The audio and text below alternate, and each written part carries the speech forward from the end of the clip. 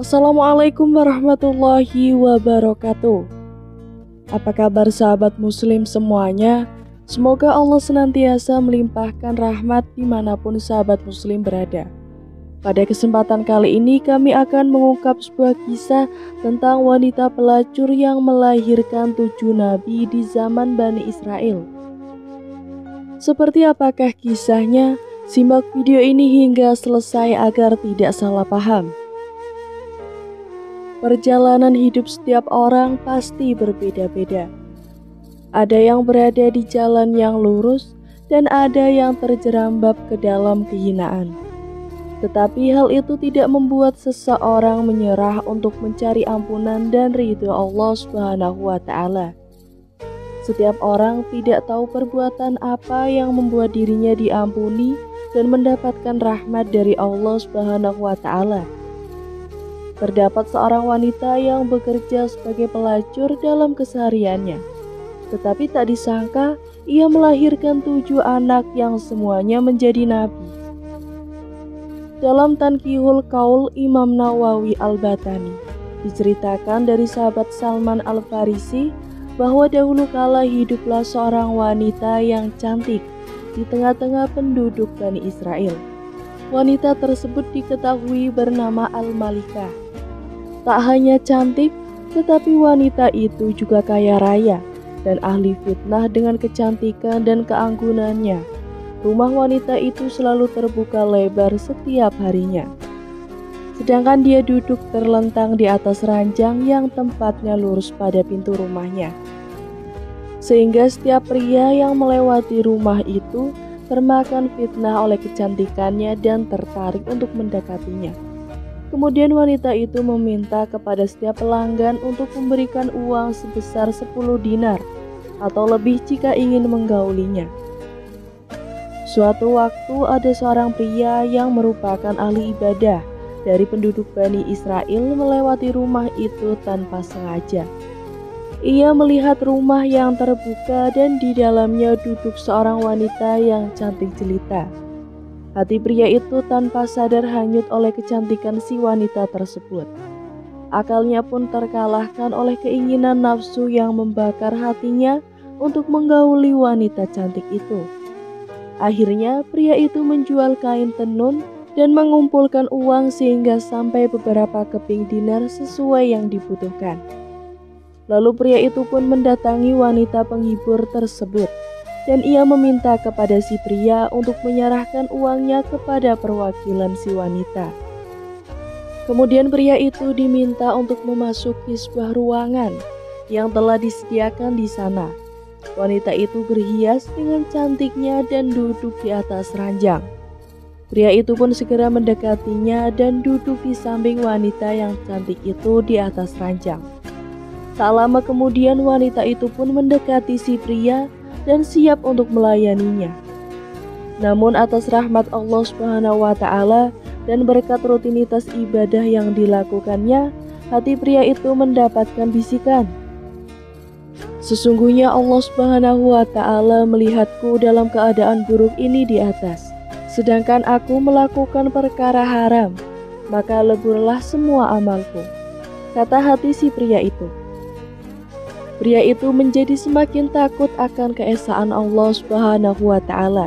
Tubuhnya gemetar dan wajahnya pun mulai memucat. Wanita melihat wajah pria yang gemetar dan bertanya kepada si pria, "Apa yang sedang terjadi padamu?" ucapnya.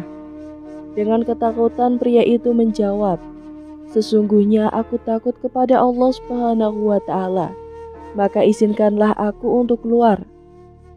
Lalu wanita cantik itu berkata, "Sesungguhnya kebanyakan orang akan menginginkan apa yang telah mereka dapatkan.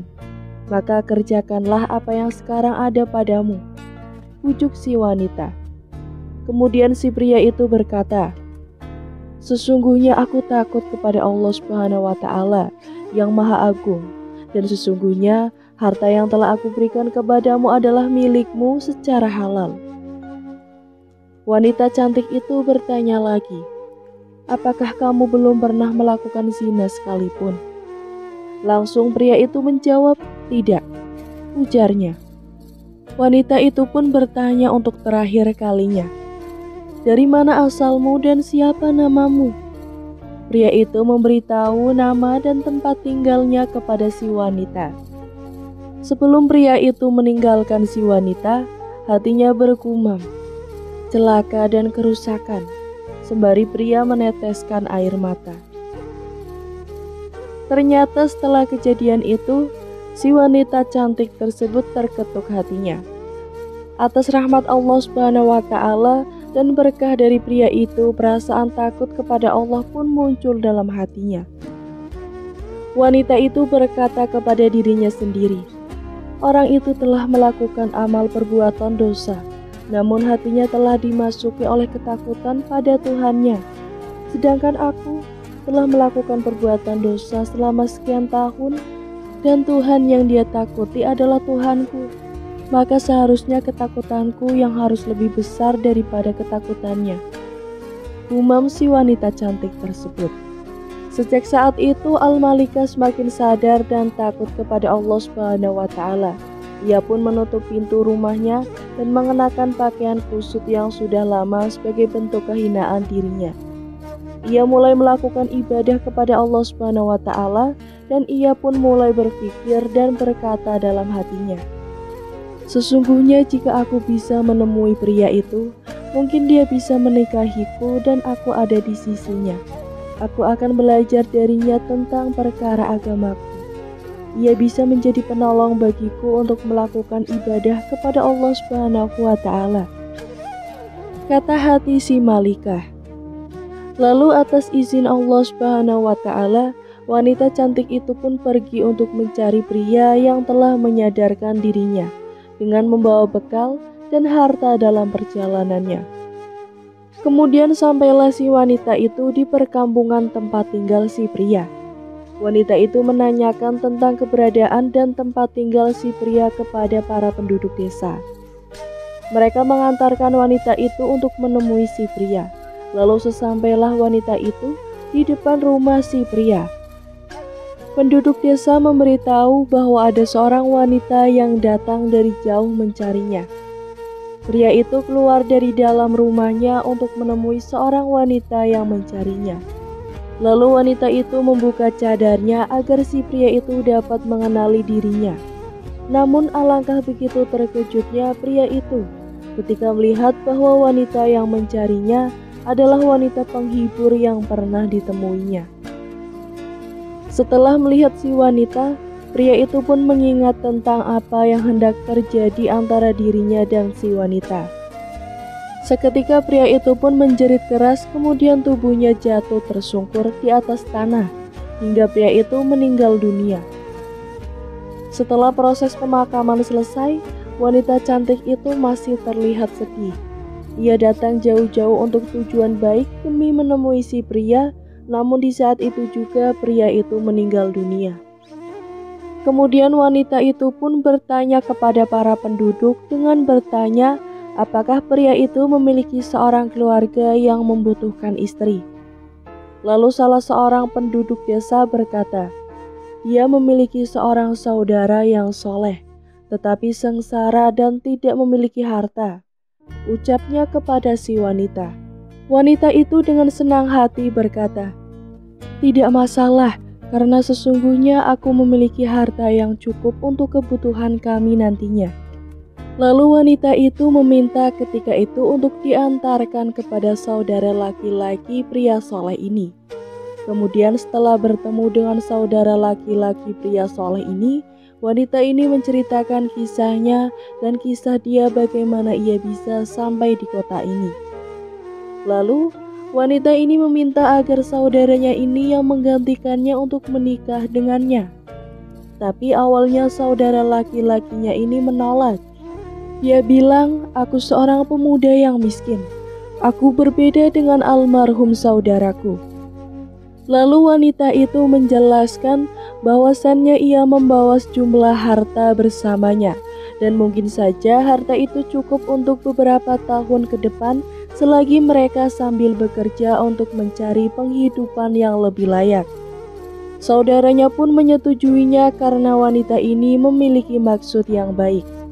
Selain ia ingin menikah, ia juga ingin belajar agama dan ingin senantiasa mendekatkan diri kepada Tuhannya.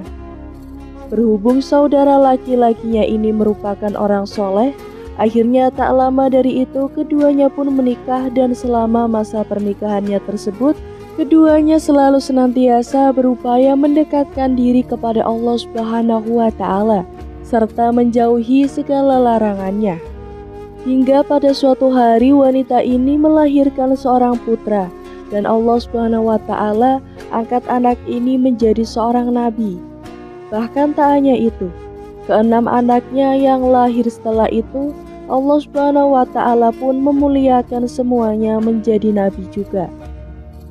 Akhirnya wanita mantan pelacur ini memiliki 7 orang putra yang semuanya diangkat menjadi nabi dan diutus kepada kaum Bani Israel. Namun tidak disebutkan secara terperinci nama nabi anak Al-Malikah tersebut. Seperti yang kita ketahui sebelumnya, bahwa terdapat 124.000 nabi dan diantaranya terdapat 315 rasul.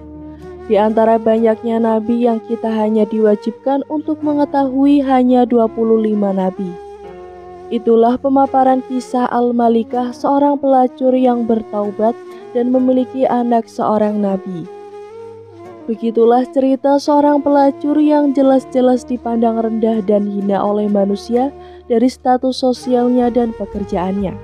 Tetapi belum tentu selamanya seseorang itu berada di tempat yang hina sampai akhir hidupnya. Bisa jadi orang yang dipandang hina akan mulia di akhir hidupnya. Semoga dari kisah ini kita dapat mengambil pelajaran dan semakin menambah ketakwaan kita kepada Allah Subhanahu wa Ta'ala. Amin amin ya robbal alamin. Wassalamualaikum warahmatullahi wabarakatuh.